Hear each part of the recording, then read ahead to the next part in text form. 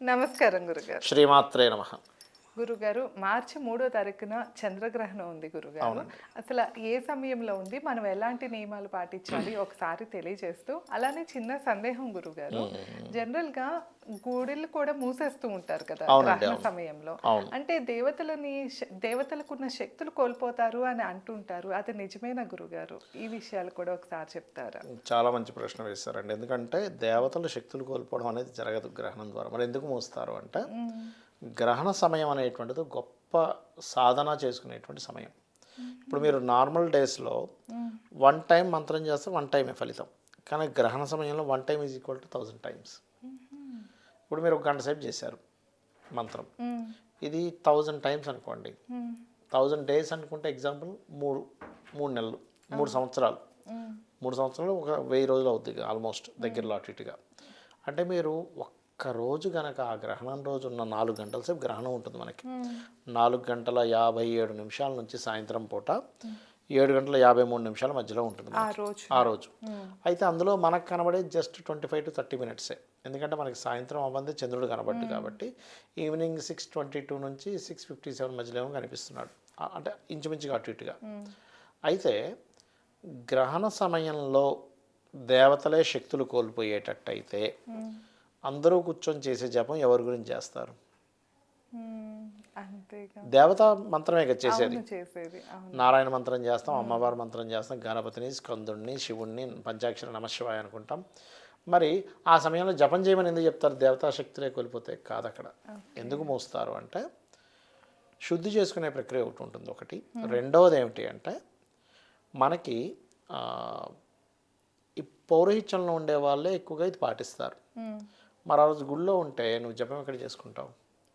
అందుకని ఆ సమయంలో లాక్ చేసుకుని చక్కగా జపానికి కూర్చుంటాడు. ఆ 4 అవర్స్ కూడా పట్టు విడుపు స్నానాలు చేస్తారు. 4 అవర్స్, 3 to 4 అవర్స్ ఉంటుంది ఎప్పుడు గ్రహణం. తినకూడదు అంటారు గ్రహణం టైంలో. అయిపోయినాక మొత్తం ఏమి లేదండి, అది రేస్ ద్వారా పనిచేస్తుంది అనడానికి మనకి బోల్డ్ అని మనకి సైంటిఫిక్గానే అర్థమవుతున్నాయి. ఇప్పుడు మనకి ఈ సిగ్నల్స్ ఎట్లా వస్తున్నాయి? ఫిజికల్గా ఏం రావట్లేదుగా. ఎక్స్రే తీస్తాం, ఎట్లా వస్తుంది మీకు? అది రేసేగా ఎక్స్రే. మరి ఎక్కువసార్లు ఎక్స్రే కనుక పడితే మనిషికి ఎఫెక్ట్ వస్తుందా లేదా? ఇది కూడా అంతే. అయితే ఈ గ్రహణం ఒకటి గుర్తుపెట్టుకోవాలి. గ్రహణం ఇప్పుడు మనకి థంబ్నెయిల్స్ పెడుతూ ఉంటారు. ఈ గ్రహణంతో ఈ 4 రాసుల వార్లు అపర కుబేరులు, ఈ గ్రహణంతో ఈ 4 రాసుల వాళ్ళు మట్టి గరిచిపోతారు, మసమ్ముకుంటారని పెడతారు. నేను అనేది ఏంటంటే, నీకు నిజంగా అపర కుబేరులు అయిపోయే అంత శక్తి గ్రహణానికి ఉంటే ప్రతి సంవత్సరం 4 గ్రహణాలు వస్తాయి. అవునా? ఈ 4 గ్రహణాల్లో కనీసం ఒక్కొక్క గ్రహణంలో 4గురికి మంచి జరుగుతుంది. అక్కడ 3వ స్థానంలోని 10వ స్థానము, 11వ స్థానము, 6వ స్థానంలో ఉండే వాళ్ళకి మంచి జరుగుతుంది. మరి ప్రతి సంవత్సరం ఒక్కొక్క 4 అంటే ప్రతి సంవత్సరం 4 రాసులు వేసుకున్నా కూడా సంవత్సరానికి అన్ని రాసులు వాళ్ళు అయిపోవాలి. మీరు ఇప్పటికీ ప్రతి ఒక్కరు అపరకు వేర్లు అయిపోవాలిగా. లాజికల్గా ఆలోచిస్తే అవునా కదా? మరి ఎందుకు అవ్వట్లేదంటే, ఇక్కడెక్కడా కూడా శాస్త్రంలో అపరకు వేర్లు అయిపోతారని లేదు, అలానే ఎందుకు పనికి రాకుండా పోతారని లేదు. శాస్త్రంలో ఉన్నది ఏమిటంటే, కొన్ని విషయాల్లో మీరు జాగ్రత్త వహించండి. అంటే గురుగారు, గ్రహణం బట్టి కూడా రాసులకి ఎఫెక్ట్ ఉంటుంది. కొంత ఎఫెక్ట్ ఉంటుంది. అంతేగా ఒకటేసారి మిమ్మల్ని కోటీశ్వరుని చేయదు. కోటీశ్వరుడు అయిపోవాలంటే వాడికి ఎంత యోగం ఉండాలి. వాడేం చచ్చిపోవడం జరగదు, కోటీశ్వరులు అయిపోవడం జరగదు, పెద్ద లాస్లు ఏం జరగవు. లిటిల్ ప్రభావం చూపిస్తుంది. ఇప్పుడు గర్భంతో ఉన్న అమ్మాయి జాగ్రత్తగా ఉండాలంటారు. ఎందుకంటే గర్భంలో ఉండేటువంటి పురుషుడు కావచ్చు, స్త్రీ కావచ్చు, ఎఫెక్ట్ పడుతుందని. ఇప్పుడు ఈసారి ఎవరికి బాగుంది గ్రహణం వల్ల అది మాత్రం మనం చెప్పుకోవచ్చు. 4 రాసులు, ఏ రాసుల వారికి జాగ్రత్తగా ఉండాలి తీసుకుంటే, గ్రహణం సింహరాశిలో పుబ్బా నక్షత్రంలో పడుతుంది. సో అందుకని ఫస్ట్ మేషం వారికి సంతానం విషయంలో జాగ్రత్తగా ఉండాలి. మేషం వారికి, గర్భవతులు జాగ్రత్తగా ఉండాలి. అందరికీ కాదు, మేషం వారికి మాత్రమే. మరి వృషభం వారికి ఏంటంటే, ఈ ప్రాపర్టీ తీసుకునే విషయంలో కావచ్చు, ఎడ్యుకేషన్ విషయంలో కావచ్చు, మానసికంగా కొంత స్ట్రెస్ అవ్వడం జరుగుతూ ఉంటుంది. ఆ విషయంలో జాగ్రత్తగా ఉండాలి. మిథునం వారికి 3వ స్థాన గ్రహణం చాలా మంచిది. అంటే వీళ్ళ ఎఫర్ట్స్ ఏవైతే పెడతారో ఆ ఎఫర్ట్స్కి ఫలితం వస్తుంది. ఇక్కడ ఏంటంటే ఆ చిన్న విషయమే కానీ మనకి మంచి ఫలితాలు ఇస్తుంది. ఇప్పుడు ఎవరో ఏదో అన్నారు మనల్ని, వెంటనే మనం బాధపడిపోతాం. అంటే ఇంత పెద్ద మనిషి ఆ చిన్న వాక్యాన్ని బాధపడ్డాడంటే ఉంటుంది దాని ఎఫెక్ట్. అలా అని వెంటనే అదేదో కోట్లు కలిసి వస్తాయని ఉండదు, కోట్లు పోతాయని ఉండదు గ్రహణం వల్ల. అంత భయపడాల్సిన పని లేదు. కర్కాటకం వారు ఫైనాన్షియల్ మ్యాటర్స్ విషయంలో కొంచెం జాగ్రత్తగా ఉండాలి, ఎందుకంటే 2వ స్థానంలో గ్రహణం కదా. సింహరాశి వారు ఇన్వెస్ట్మెంట్స్, హెల్త్ విషయంలో జాగ్రత్తగా ఉండాలి. కన్య వారు కూడా ఇన్వెస్ట్మెంట్స్ విషయంలో జాగ్రత్తగా ఉండాలి. అండ్ విదేశాలకు వెళ్ళడం, ఖర్చు పెట్టే విషయంలో అనవసరం ఖర్చులు అవుతూ ఉంటాయి. అండ్ తులారాశి వారికి ఏకాదశంలో గ్రహణం చాలా మంచిది, అన్ని రకాల లాభాలు ఇస్తుంది. అండ్ వృశ్చికం వారికి 10వ స్థానంలో గ్రహణం అంటే ఏమిటి, అది వీళ్ళకి కెరీర్ పరంగా బాగుంటుంది, 10th హౌస్. ధనస్సు వారు లాంగ్ జర్నీ చేసేటప్పుడు పెద్ద మొత్తంలో మనీ ఏదైనా ట్రాన్స్ఫర్ చేసే విషయంలోని చాలా జాగ్రత్తగా ఉండాలి. మకరం వారు 8వ స్థానంలో గ్రహణం కాబట్టి న్యూట్రల్గా ఉంటుంది ఇక్కడ. కాకపోతే కొంచెం రీసెర్చెస్లో ఫలితాలు రావడం, కొన్ని నిగూఢమైన విషయాలు తెలియడం జరుగుతూ ఉంటుంది. కొంచెం రీసెర్చ్లో కొంచెం జాగ్రత్త కూడా ఉండాలి. అండ్ వాహనం మీద వెళ్ళేటప్పుడు కొంచెం జాగ్రత్తగా ఉండాలి, 8వ గ్రహణం కాబట్టి. ఇక కుంభం వారికి ఏంటంటే పర్టికులర్గా మ్యారేజ్ కోసం చూసేవారు, ఎందుకంటే లగ్నంలో లాస్ట్ వీక్ ఎప్పుడో సూర్యగ్రహణం పట్టింది. దానివల్ల కొంత ఆల్రెడీ అనీజినెస్, హెల్త్ ఇష్యూస్ ఉంటుంటాయి. వివాహము, పార్ట్నర్షిప్స్ విషయాల్లో జాగ్రత్తగా ఉండాలి ఈ చంద్రగ్రహణం వల్ల, అంతకుమించి ఏం లేదు. ఎన్ని రోజుల పాటు ఈ ప్రభావం గురుగారు? మంచి ప్రశ్న వేశారు. ఎప్పుడు కూడా గ్రహణం నుంచి 40 రోజులు ఉంటుందండి ప్రభావం, 40 days.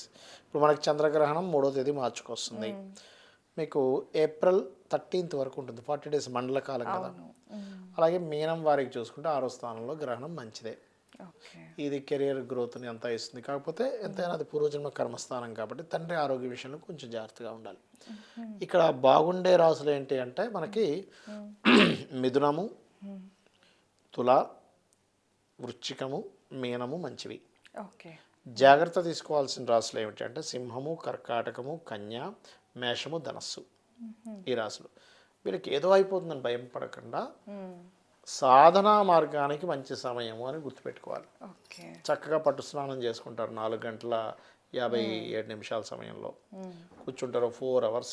మనవి కాదు అనుకొని మీరు కనుక చేసుకుంటే శక్తి 1000 times పెరుగుతుంది. దీనివల్ల ఏమిటంటే ఎందుకు చేసుకోవాలి అంటే మనకు వచ్చేటువంటి ఇబ్బందులు కానీ ఇవన్నీ పూర్వజన్మ కర్మల వల్ల ఇబ్బంది పడుతూ ఉంటాం. ఈ పూర్వజన్మ కర్మ దగ్ధం అవ్వాలంటే మంత్రం, బికాజ్ ఆఫ్ దైవం మంత్రాధీనం అంటాం, మంత్రం బ్రాహ్మణాధీనం అంటాం. ఇక్కడ చాలామంది అయ్యో బ్రాహ్మణులకైనా మంత్రం మనకు కాదనుకోండి. బ్రాహ్మణుడు అంటే కేవలం జస్ట్ ఆయన క్యాస్ట్ బట్టి బ్రాహ్మణుడు కాదు, బ్రహ్మజ్ఞానము కలిగిన వాడు బ్రాహ్మణుడు. బ్రహ్మజ్ఞానం అంటే ఏంటి, ప్రతిదీ అమ్మవారిని తెలుసుకోవడం.